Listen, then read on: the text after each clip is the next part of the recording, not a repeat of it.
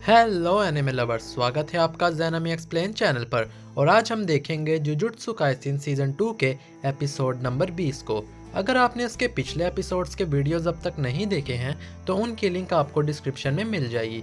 तो चलिए जानते हैं आगे की कहानी को बिना किसी देरी के। एपिसोड की शुरुआत एक फ्लैशबैक से होती है। एक दिन यूजी, नोबारा और मेगुमी एक साथ बैठे हुए थे और गलती से नोबारा एक ड्राई क्लीन शर्ट के ऊपर कॉफी गिरा देती है और ये शर्ट और किसी की नहीं बल्कि गोजो की थी। अब नोबारा सोचती है कि वो सारा इल्जाम कियोटाका पर लगा देंगे क्योंकि वही उन्हें ये शर्ट देकर गया था, लेकिन मेगुमी और यूजी को ये ठीक नहीं लगता। फिर ये लोग शर्ट को साफ करने की भी बहुत कोशिश करते हैं, लेकिन पर वो और ज्यादा गंदी हो जाती है। अब नोबारा बोलती है कि ये शर्ट तो वैसे भी सस्ती होगी, लेकिन जब मेगुमी इस ब्रांड की शर्ट का प्राइस चेक करता है तो उनके तोते उड़ जाते हैं क्योंकि इस शर्ट की प्राइस 2.5 लाख येन थी। अब नोबारा इनसे बोलती है कि ये दोनों 80-80 हजार येन निकालें और 90,000 येन वो देगी, जिस पर कि वो दोनों साफ मना कर देते हैं। तभी गोजो वहाँ अपनी शर्ट लेने आ जाता है। अब ये दोनों गोजो की शर्ट को मेगुमी की यूनिफॉर्म में डाल देते हैं जो कि साफ साफ दिख रही थी, जिस पर के यूजी और नोबारा अपने आप को ज्यादा देर तक रोक नहीं पाते और शर्ट को निकालते हुए जोर जोर से हंसने लगते हैं। इस खुशनुमा पल के बाद कहानी वापस प्रेजेंट में आती है। नोबारा का शरीर यूजी के सामने पड़ा हुआ था, उसकी एक आंख नहीं थी और शायद वो मर चुकी है। यूजी नोबारा को आवाज लगाता है लेकिन उसे कोई जवाब नहीं मिलता। सुकुना की गई तबाही से और ननामी की मौत से यूजी पहले से ही बहुत ज्यादा दुखी था और अब नोबारा की मौत से वो पूरी तरह से टूट जाता है और रोने लगता है।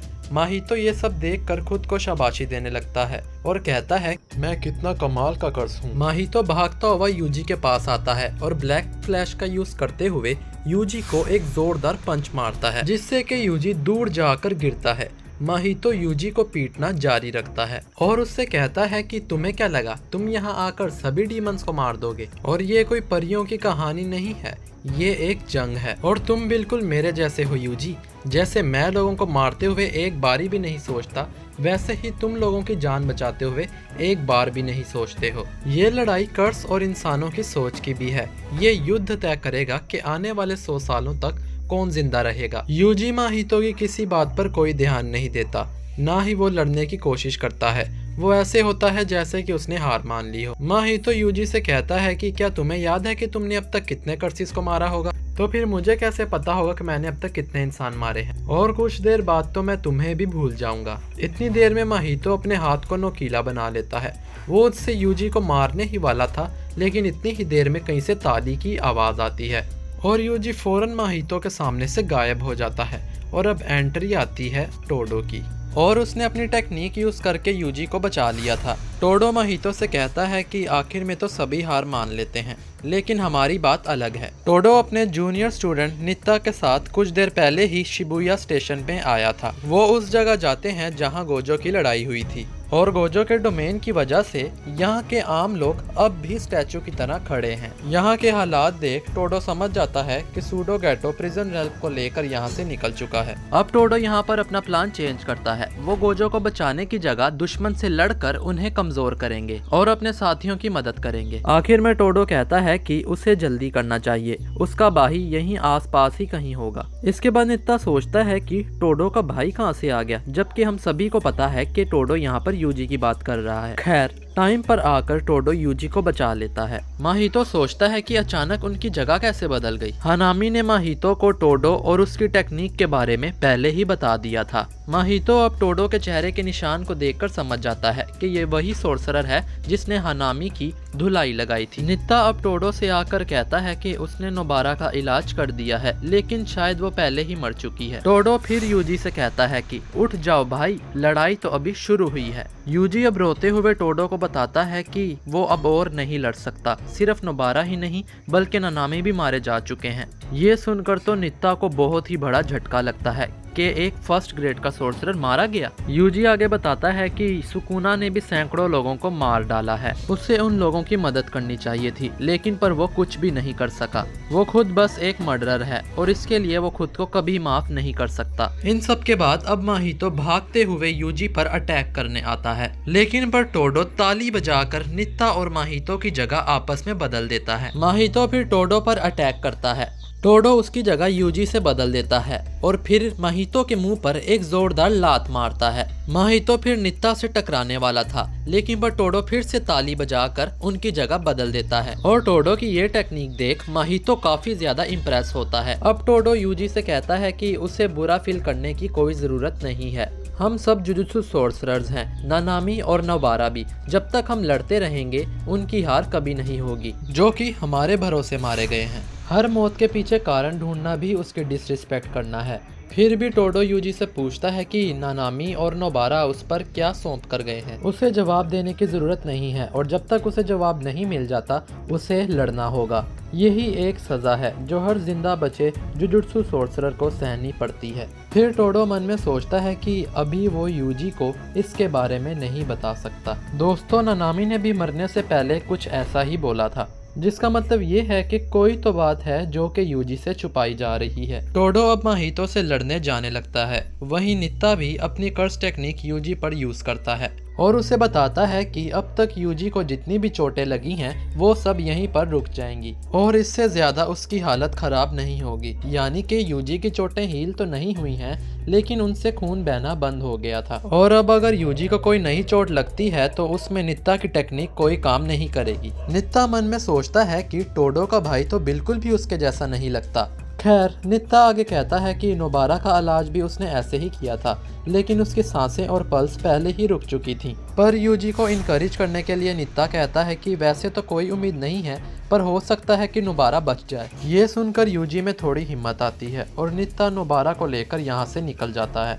दूसरी तरफ टोडो और माहितो की लड़ाई शुरू होती है और हमें फिर से मापा का आधा अधूरा एनिमेशन देखने को मिलता है। खैर, माहितो टोडो को मारने की कोशिश करता है, लेकिन पर उसकी टेक्निक की वजह से वो टोडो को छू भी नहीं पा रहा था। अब माहितो टोडो के पीछे एक ट्रांसफिगर्ड ह्यूमन को फेंकता है जो कि स्पाइक बन जाता है। टोडो उसके अटैक को आराम से डॉज कर लेता है, लेकिन पर माहितो चाहता था कि टोडो ताली बजाकर दोबारा से उसकी जगह से बदले, क्योंकि माहितो एक कदम आगे की सोच रहा था और वो टोडो पर भी ब्लैक फ्लैश से अटैक करना चाहता था और उसे लगता है कि वो अपने सोल के असली रूप से सिर्फ एक कदम ही दूर है। टोडो ताली तो बजाता है, लेकिन उसकी जगह यूजी आ गया था और वो लड़ने के लिए तैयार था। यूजी नानामी से माफी मांगता है क्योंकि उसने हार मान ली थी। यूजी को नानामी के आखिरी शब्द याद आते हैं कि अब आगे से तुम सब संभाल लेना। यूजी अब ब्लैक फ्लैश से माहितो पर एक जोरदार पंच मारता है और नानामी से कहता है कि अब से उनके हिस्से की तकलीफ भी वही सहेगा। यूजी के अटैक से माहितो का हाथ टूट गया था, लेकिन पर वो उसे हील कर लेता है।